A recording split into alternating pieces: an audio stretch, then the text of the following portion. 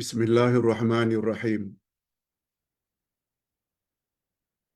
Alhamdulillah nahmaduhu wa nasta'inuhu wa nastaghfiruh. Wa na'udzu billahi min shururi anfusina wa min sayyiati a'malina. Man yahdihillahu fala mudilla lahu wa man yudlil fala hadiya lahu. Asyhadu an la ilaha illallah wahdahu la syarika lah wa asyhadu anna Muhammadan abduhu wa rasuluh la nabiyya ba'dah. Allahumma salli wa sallim ala nabiyyina Muhammad wa ala alihi wa sahbihi ajma'in amma ba'd.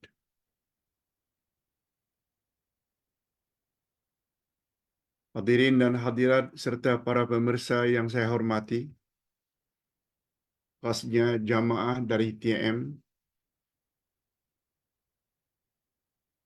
kita bersyukur kehadirat Allah Azza wa Jalla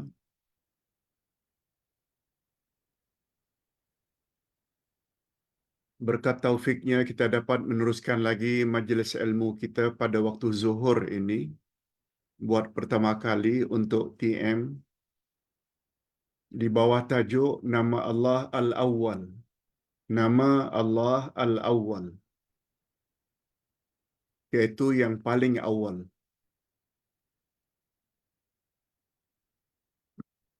Adama.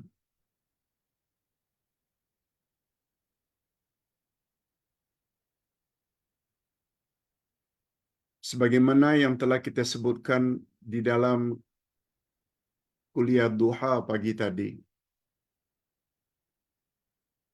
nama Allah adalah tauqifiyah. Tauqifiyah maknanya terhenti. Sebagaimana yang Allah sebut dan sebagaimana yang Rasul sebut. Dengan kata lain, nama-nama Allah tidak boleh kita rekayasa. Kita reka-reka, kita buat-buat, tak boleh. Oleh sebab itu, untuk memastikan itu benar-benar nama Allah, kita mesti merujuk kepada apa kata Al-Quran dan apa yang ada dalam hadis Nabi sallallahu alaihi wasallam.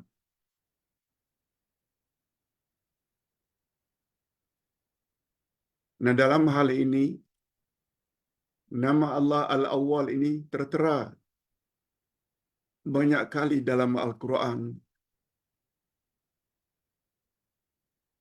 dan banyak kali disebut oleh Nabi sallallahu alaihi wasallam dalam hadis-hadisnya yang sahih. Di antara contoh firman Allah dalam Al-Quran tentang nama Allah Al-Awwal ini, Allah Subhanahu wa taala berfirman dalam surat Al-Hadid ayat yang ketiga. A'udzubillahi minasyaitonir rajim. Huwal awwalu wal akhiru waz zahiru wal batinu wa huwa bikulli syai'in alim. Dialah Allah yang paling awal dan yang paling akhir. Dialah yang zahir dan dialah yang batin. Dan dia maha mengetahui segala sesuatu. Jadi jelas dalam ayat ini, salah satu nama Allah Al-Awwal.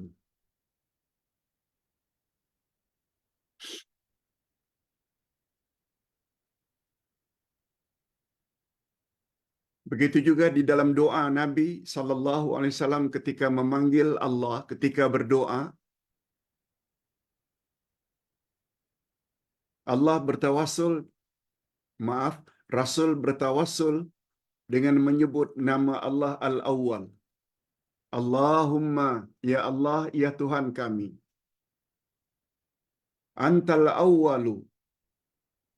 Engkau adalah yang paling awal. Walaisa qablaka syai'. Maka sebelumnya tidak ada sesuatu. Engkaulah yang paling awal dan tidak ada sesuatu sebelummu. Cukuplah sebagai dalil atau hujjah. Satu dari ayat Quran dan satu lagi dari hadis Nabi sallallahu alaihi wasallam. Hadis yang sahih riwayat Imam Muslim.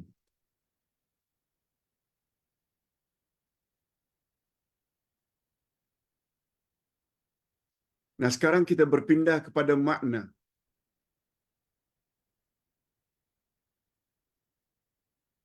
Hadirin dan hadirat rahimakumullah.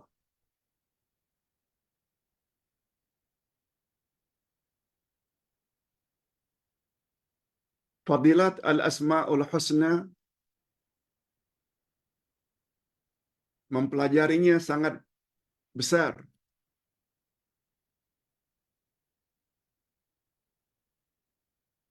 Di antara fadilat atau kelebihan belajar al-asma'ul husna,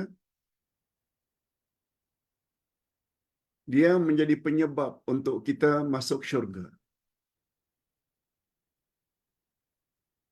Ustaz ulang hadis yang selalu kita sebut-sebut.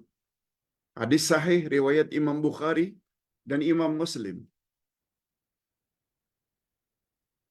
Inna lillahi tis'atan wa tas'ina isma, mi'atan illa wahida, man ahsaha dakhalal jannah. Artinya, Allah memiliki 99 nama. 100 kurang 1. Siapa yang menguasainya, dia layak masuk syurga. Hadis sahih riwayat Bukhari dan Muslim. Man ahsaha dakhalal jannah. Siapa yang menguasainya, al-asma'ul husna 99 itu, dia layak masuk syurga. Apa makna barang siapa yang menguasainya? Ada 3 makna. Barang siapa yang menguasai al-asma'ul husna, dia layak masuk syurga. Menguasai di sini dengan 3 makna. Pertama, dia mesti kuasai, miliki, mengetahui 99 nama. Tak boleh kurang. Itu makna ahsah. Dia mesti miliki dalam bilangan itu. 99. Yang kedua, makna siapa yang menguasainya, dia mengetahui setiap nama Allah. Ar-Rahman, pengasih. Ar-Rahim, penyayang. Al-Hakim, bijaksana. Al-Halim, penyantun. Al-Qadir, maha berkuasa. As-Sami, maha mendengar. Al-Basir, maha melihat. Al-Alim, maha mengetahui. Satu demi satu dia perlu tahu maknanya. Sebab antara satu nama dengan nama yang lain berbeza makna. Dah 2 dah. Pertama, dia mengetahui dalam bilangan 99 nama Allah. Yang kedua, dia mengetahui makna setiap nama Allah. Dan makna yang ketiga, menguasai dengan makna dia panggil Allah dengan menyebut nama-nama itu. Dia berdoa dengan menyebut nama-nama tersebut. Sebagaimana contoh kita sebut pagi tadi. Allahumma antal ahadus samad.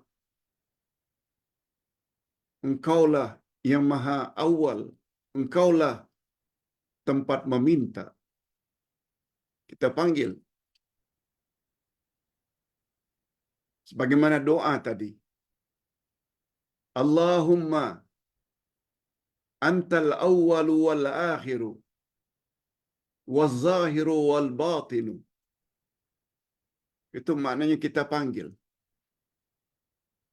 Itu namanya tawasul melalui nama-nama Allah.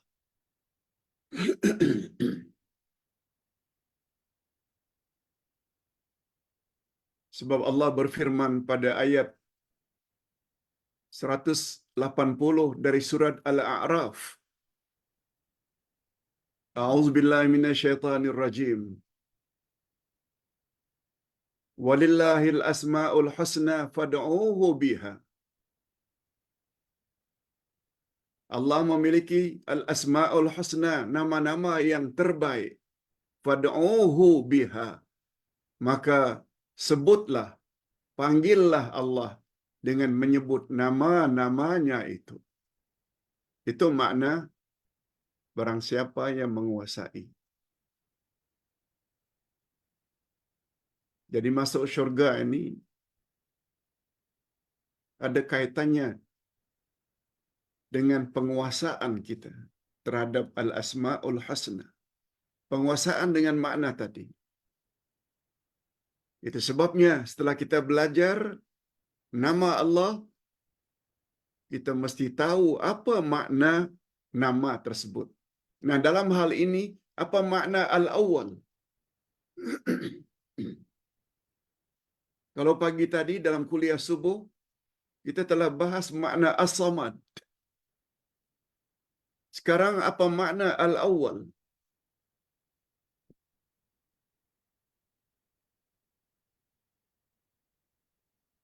Menurut bahasa al-awwal adalah pertama. Sudah jadi bahasa kita. Bahasa Melayu, bahasa Indonesia, awal itu bahasa Arab sebenarnya. Kita jadikan bahasa kita. Lawan awal adalah akhir.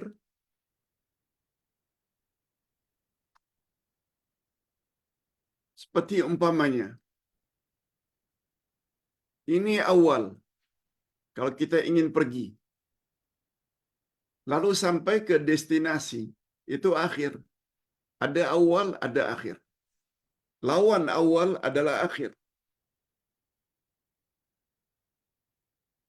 Cuma dalam kaedah bahasa Arab, al-awwal ini, dia adalah abniyah al-mubalaghah, yaitu bentuk yang menyatakan bersangat-sangatan. Awalnya Allah itu awal yang bersangatan. Kalau kita barangkali kita katakan sebagai orang awal,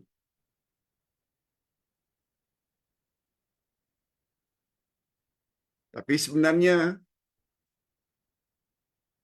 sebelum kita ada lagi orang yang lebih awal.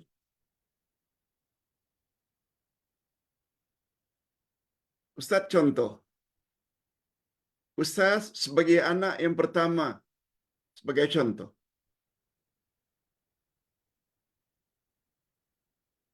Ada lagi yang sebelum kita, bapa kita, lebih awal daripada anak. Atuk kita lebih awal daripada bapa kita. Tapi awalnya Allah ini, dengan makna bersangat-sangatan, awal Allah, awal yang tidak didahulukan sesuatu pun sebelumnya. Itu awalnya Allah.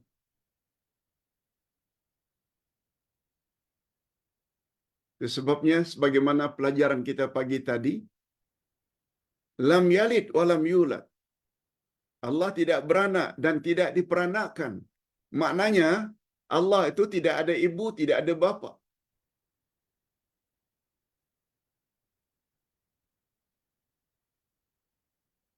Dia itu wujud yang sebelumnya tidak ada sesuatu. Wujudnya kita ada sesuatu. Ada ibu, ada bapa, ada atuk, ada nenek, ada noyang. Tu makna abniyah al-mubalaghah. Awalnya Allah itu bersangat-sangatan sehingga tidak ada sesuatu sebelum Allah.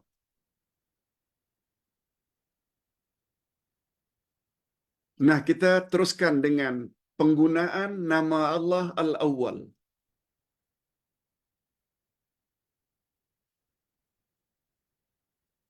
Penggunaan nama Allah Al-Awwal ini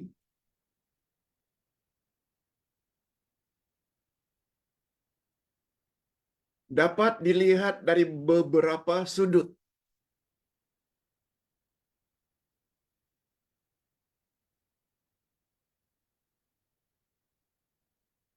Awal pada zaman, awal dari sudut kepimpinan,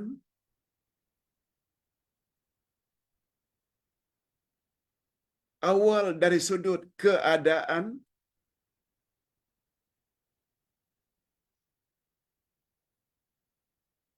dan yang keempat, awal dari sudut undang-undang. Yang dalam bahasa Arabnya, kalau dikatakan Allah itu awal dari sudut zaman, adanya Allah itu sebelumnya tidak ada yang ada. Sebelumnya, itu maknanya zamannya. Dalam bahasa Arab disebut dengan al-mutaqaddim fi zaman. Yang kedua, al-mutaqaddim fi ri'asah.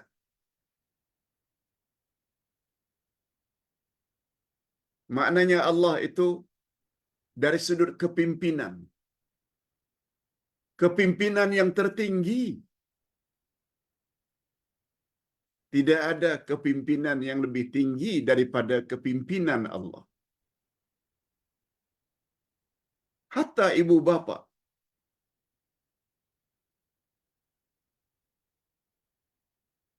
Kepimpinan mereka yang kita patut ikuti.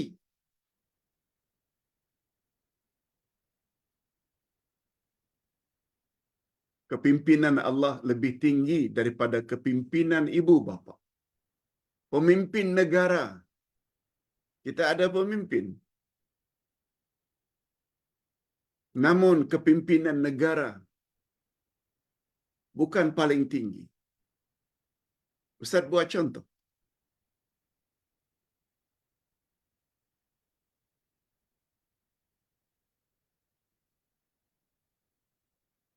Ibu bapa orang yang patut kita dahulukan.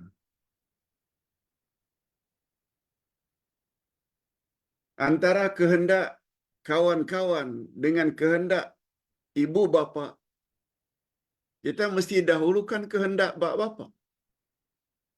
Itu maknanya dahulukan kehendak mak bapa, ibu ayah daripada kawan-kawan. Karena apa? Karena kemuliaan ibu bapa, karena jasa ibu bapa. Tapi ibu bapa apabila suruh kita buat syirik, suruh kita buat maksiat,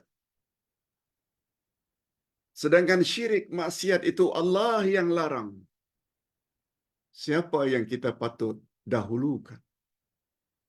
Dari sudut kepimpinan, Allah. Sebabnya Allah berfirman dalam surat Luqman, "Wa in jahadaka ala an tusyrika bi ma laisa laka bihi ilm fala tuti'huma." Apabila ibu bapakmu suruh kamu buat syirik, jangan kamu patuhi kehendak ibu bapakmu itu. Mengapa kita tak boleh patuhi kehendak mak bapa? Karena syirik Allah yang larang.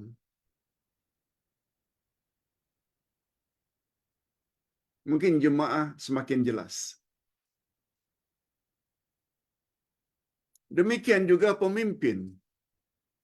satu-satu negara. Kita tak boleh mematuhi kehendak pemimpin.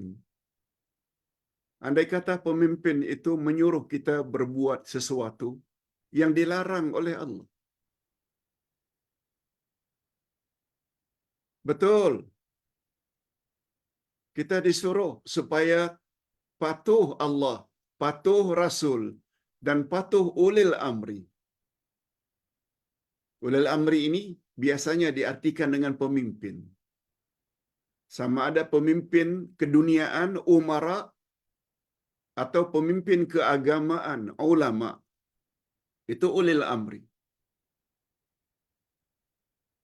Tapi bila pemimpin menyuruh kita berbuat yang dilarang oleh Allah, yang dilarang oleh Rasul, jangan patuhi pemimpin tersebut. Sebabnya kata Nabi, la ta'ata li makhluqin fi maksiatil khaliq. Tidak ada ketaatan kepada sesama makhluk dalam perkara maksiat.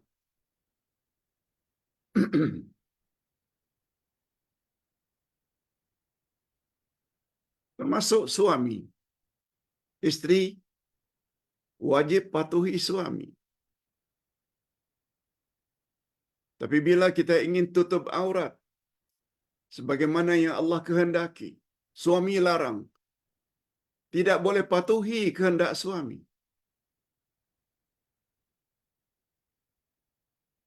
Tak boleh. Sebab dedah aurat di khalayak ramai itu maksiat, kata Allah. Suami pula larang. Tak boleh patuhi kehendak suami. Ini yang maknanya al-mutaqaddim fir ri'asah. Dari sudut kepimpinan, Allah lah pemimpin yang terawal, tertinggi, yang patut didahulukan mengatasi yang lain-lain. Begitu juga al-mutaqaddim fil wada'i wan nisbah. Permulaan pada keadaan dan membangsakan sesuatu.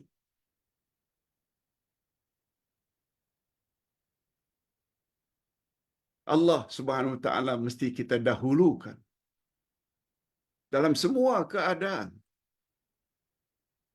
Dalam semua keadaan.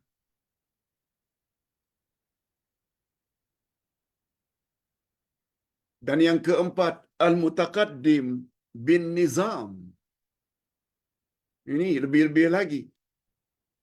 Kita mesti mendahulukan Allah dalam sudut undang-undang, peraturan-peraturan. Ustaz buat contoh.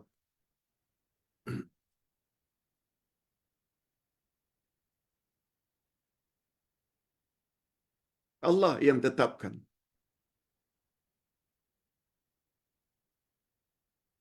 Arak itu haram. Allah yang tetapkan zina itu haram. Itu undang-undang. Hukum hakam. Siapapun yang suruh kita, ibu bapa ke, pemimpin ke, mengatakan bahawa boleh berzina,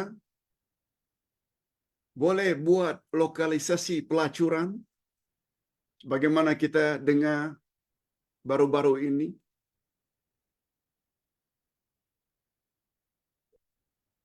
Seorang artis dan juga seorang usahawan menganjurkan supaya buat rumah-rumah pelacuran.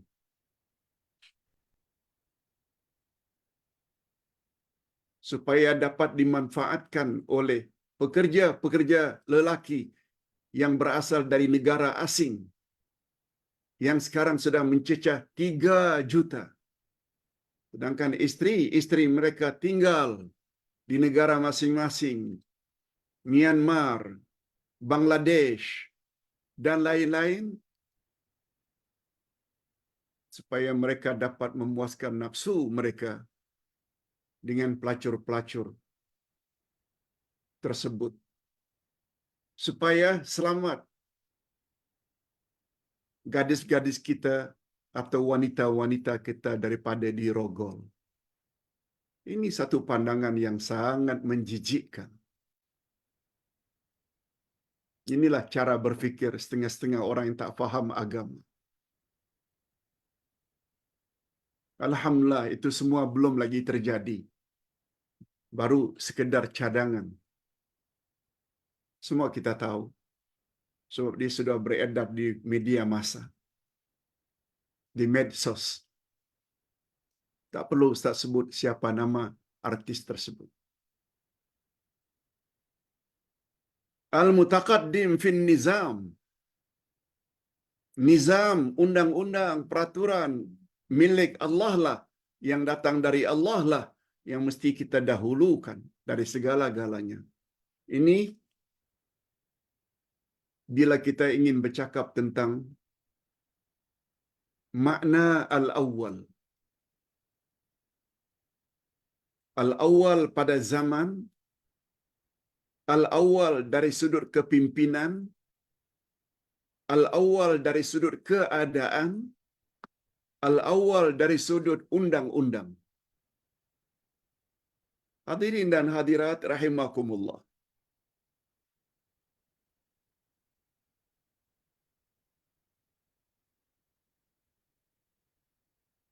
Allah al-awwal. Artinya dialah yang disifati dan memiliki sifat al-uluhiyah atau al-aulawiyah. Al-aulawiyah. Dialah yang paling awal. Pertama dan permulaan. Dan ini adalah sifat zat Allah. Dia wujud, tidak ada yang sebelumnya wujud. Dia adalah permulaan secara mutlak.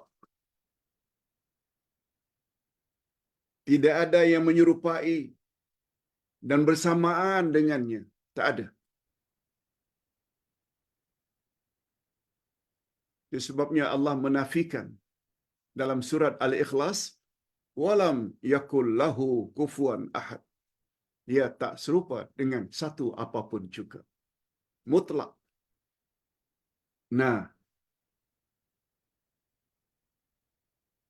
setelah kita faham makna, empat makna al-awwal, bila kita dah faham,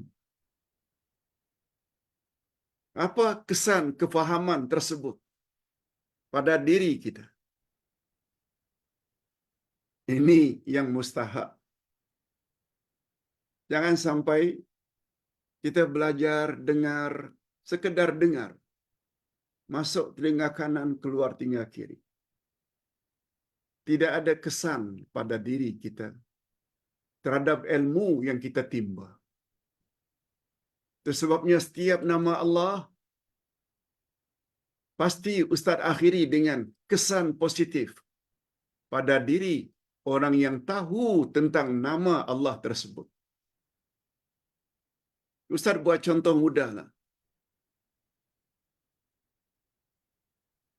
Kita tahu Allah punya sifat Al-Alim. Maha mengetahui. Mengetahuinya Allah bukan hanya yang zahir, yang nampak, tapi juga yang batin, yang tak nampak dalam hati kita. Allah tahu. Timbul pertanyaan.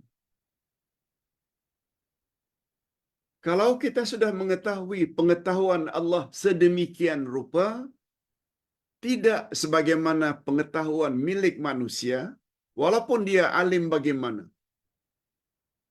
Paling-paling yang dia tahu yang zahir saja. Yang dia nampak. Oh, orang itu rajin ke surau. Orang itu rajin ke masjid. Orang itu menutup aurat. Lalu kita berbaik sangka. Tapi kita tak tahu niatnya ke masjid. Sebab niat itu dalam hati.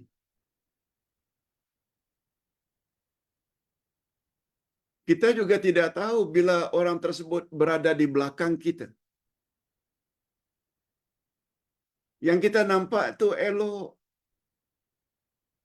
akhlaknya, sopan santun dalam bercakap. Tapi bila berada di belakang kita, dah macam syaitan. Cuma kita tak nampak. Tapi Allah tahu. Allah tahu segala-galanya. Yang zahir dan yang batin. Itu sebagai contoh. Apa sikap kita bila kita sudah tahu tentang nama Allah Al-Awwal? Awal pada zaman, awal dari sudut kepimpinan, awal dari sudut undang-undang, awal dari sudut keadaan. Apa kesan pada diri kita? Okey, dalam hal ini ada 5 Ustaz tulis di sini. Sebagaimana Ustaz anjurkan pagi tadi, miliki buku ini.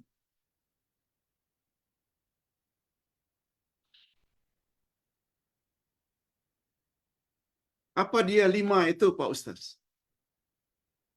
Pertama sekali, kesan meyakini nama Allah Al-Awwal. Sebagaimana yang dijelaskan, kesan positifnya pada diri kita, kita akan senantiasa berusaha memiliki sifat yang lebih baik daripada sebelumnya. Itu kesannya.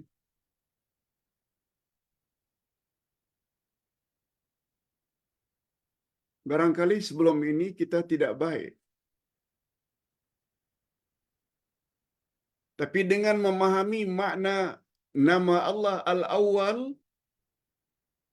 kita akan menjadi orang yang senantiasa untuk jadi orang yang lebih baik pada masa hadapan berbanding sebelumnya. Sebagaimana yang kita sebut pada hari Ahad yang lalu. Azam memasuki tahun baru 2024. Kita mesti jadi orang yang lebih baik berbanding tahun-tahun sebelumnya. Kalau kita sebelumnya sudah menjadi orang yang baik, tahun baru 2024 hendaklah jadi lebih baik daripada sebelumnya. Ada baik, ada lebih baik.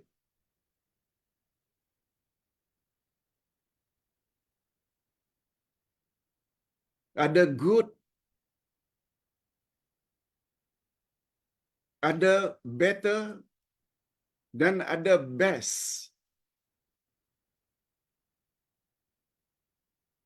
Setiap saat, bukan hanya tahun.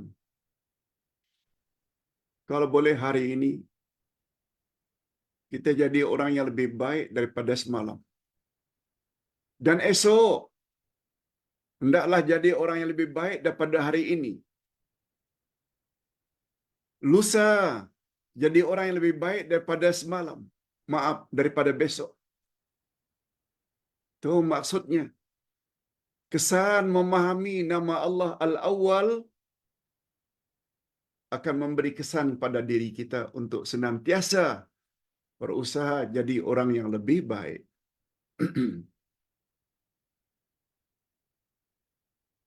Yang kedua,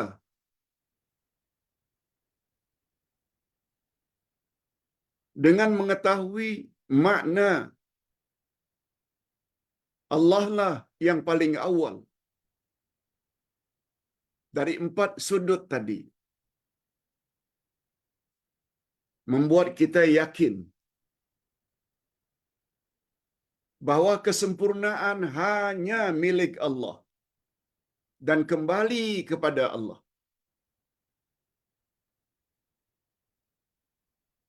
Kesempurnaan semuanya milik Allah. Itu sebabnya Allah Subhanahu wa taala memuji dirinya dalam Al-Quran. Alhamdulillah. Segala puji milik Allah. Bila ditanya mengapa Pak Ustaz Allah memuji dirinya? Karena dia maha sempurna. Yang tak boleh itu kita memuji diri kita. Sebab kita tak sempurna. Itu sebabnya kata Nabi, kalau ada orang yang suka memuji kamu, kamu ambil tanah, masukkan ke dalam mulutnya. Ini para pengampu, para pembodek terhadap pemimpin-pemimpin tertentu. Karena dengan mengampu, membodek, dia layak mendapat anugerah ini dan itu. Orang yang faham nama Allah Al-Awwal, dia tak akan buat itu. Manusia tidak boleh dipuji. Kan terdapat dalam masyarakat. Bila seseorang itu menjadi idolanya, dia puji terus. Sepertinya tidak ada kekurangan. Na'udzubillah. Padahal dah belajar berpuluh-puluh tahun. Salah. Seperti Ustaz katakan pada hari Ahad yang lalu. Kata-kata Imam Ibnul Qayyim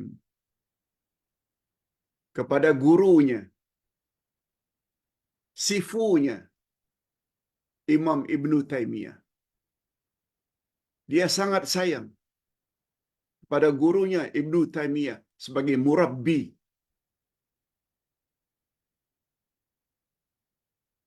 Sebagai anak didik Ibnu Taimiyah yang paling masyhur, Imam Ibnul Qayyim. Tapi apa kata Imam Ibnul Qayyim? Ana uhibbu Syekh al-Islam Ibnu Taimiyah. Walakin al-haq ahabbu ilaihi minhu. Aku sayang, cinta, kasih pada Ibnu Taimiyah. Tetapi aku cinta kepada kebenaran lebih daripada aku cinta kepada Ibnu Taimiyah. Kebenaran. Dan kebenaran itu datangnya daripada Allah. Ibnu Taimiyah tidak maksum.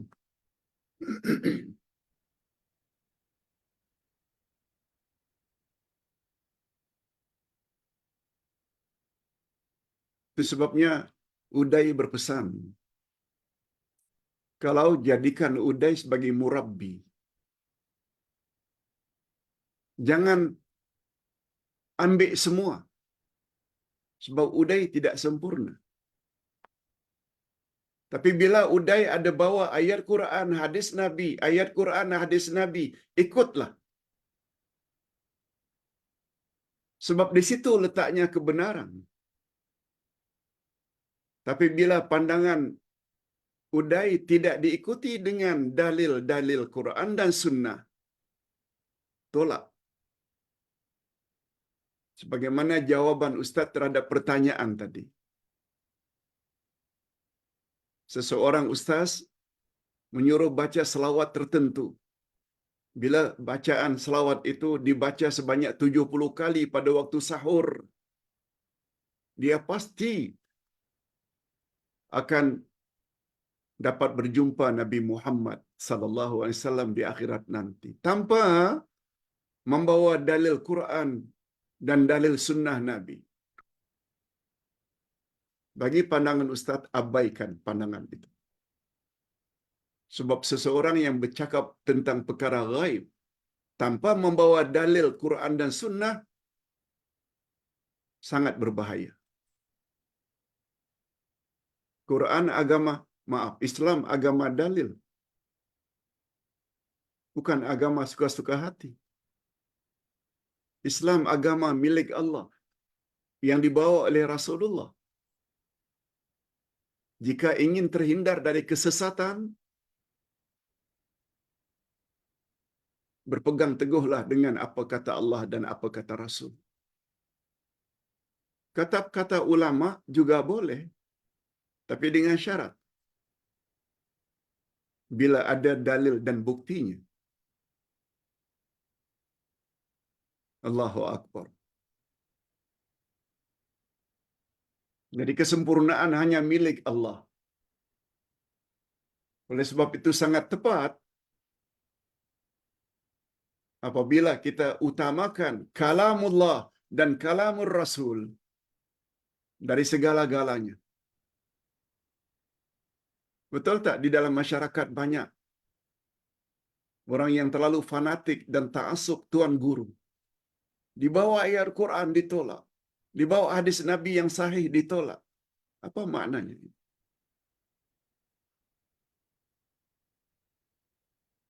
Karena tak faham nama Allah Al-Awwal. Ini gunanya belajar Al-Asma'ul Husna. Yang ketiga, kesan positif.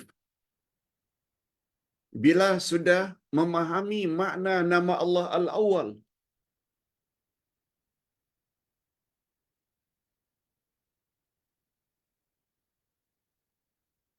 dia yakin bahawa ketaatannya kepada Allah adalah berkat taufik Allah, restu Allah, dorongan Allah. Bukan ketaatannya itu disebabkan oleh dirinya sendiri. Kan? Memang kita berusaha, tapi usaha kita bukan penentu. Yang paling menentukan adalah taufik Allah, restu Allah, dorongan Allah. Sebagaimana dalam hauqalah, la haula wa la quwata illa billah. Tidak ada daya kita, tidak ada kekuatan kita, kecuali dengan izin Allah. Izin Allah maknanya dengan taufik Allah, restu Allah.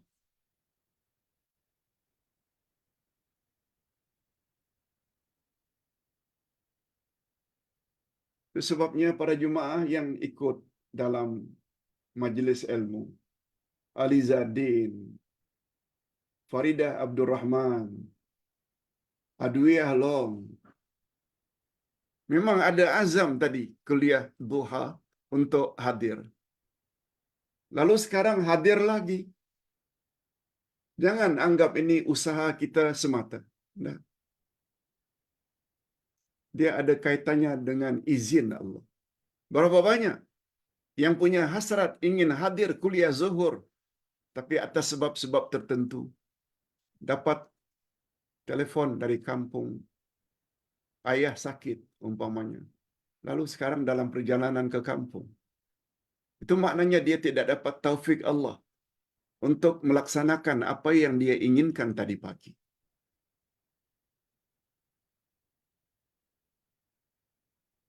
Ingin hadir kuliah zuhur, tiba-tiba jam 1 tadi datang tetamu yang sudah lama tidak jumpa. Akhirnya melayan tetamu, tak dapat hadir dalam kelas online. Itu maknanya taufik Allah dia tak dapat. Tuh. Jadi kesan yang ketiga, memahami nama Allah Al-Awwal, dia yakin ketaatannya bukan semata-mata karena usahanya, tetapi berkat taufik Allah. Itu sebabnya mendapat taufik Allah termasuk nikmat yang sangat tinggi. Tanpa taufik, Ustaz, selesai kuliah duha tadi, jam 11.30. Jam 1, Ustaz kena buat kuliah zuhur. Ustaz rehat sebentar.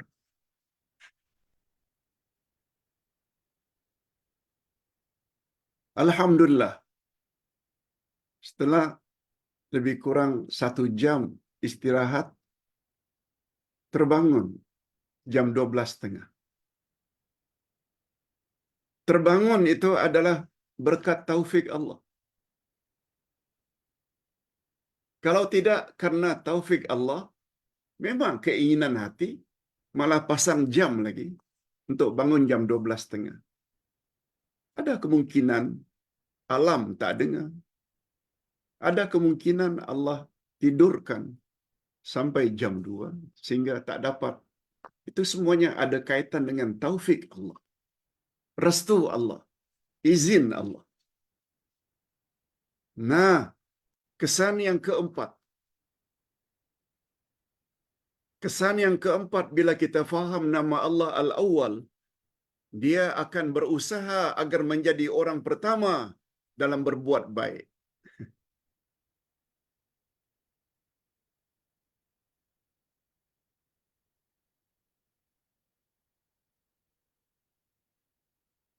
Kalau boleh, dialah orang pertama yang sampai ke masjid untuk salat berjamaah. Kalau boleh, dialah orang pertama yang menyumbang untuk dana Palestin. Jadi orang pertama dalam berbuat kebaikan. Itu kesannya bila kita faham makna nama Allah Al-Awwal. Nah, yang terakhir yang kelima. Ya, masa kita tinggal 2-3 menit lagi. Ini yang mustahak nih.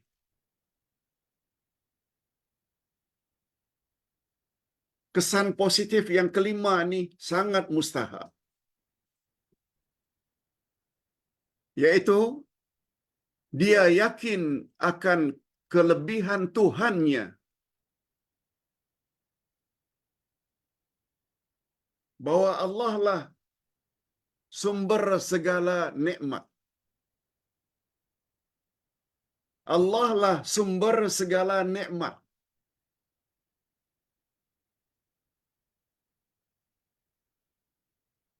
Sama ada nikmat keduniaan, nikmat duniawiyah, atau satu lagi nikmat diniyah. Allah lah. Dia sungguh yakin. Pemiliknya adalah Allah. Segala bentuk nikmat.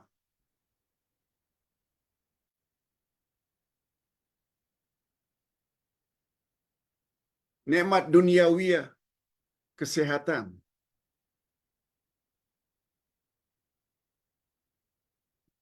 Makan, minum, tempat, oksigen.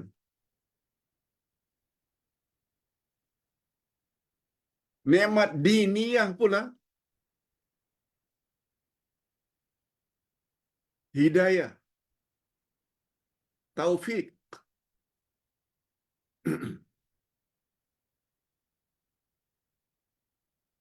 Hidayah, siratal mustaqim. Masuk Islam. Itu semua nikmat diniyah, nikmat agama. Nikmat agama ni lebih tinggi berbanding nikmat duniawiyah. Punya pangkat yang tinggi. Jadi presiden, jadi pemimpin. Jadi perdana menteri, jadi menteri besar. Itu semua nikmat duniawiyah. Tapi semuanya itu tidak ada arti bila tidak mendapat nikmat diniyah, Islam. Tadabbur Al-Quran. Belajar akidah, belajar tafsir. Mendapat taufik Allah. Tawakal, sabar, amanah. Semuanya itu adalah nikmat diniyah.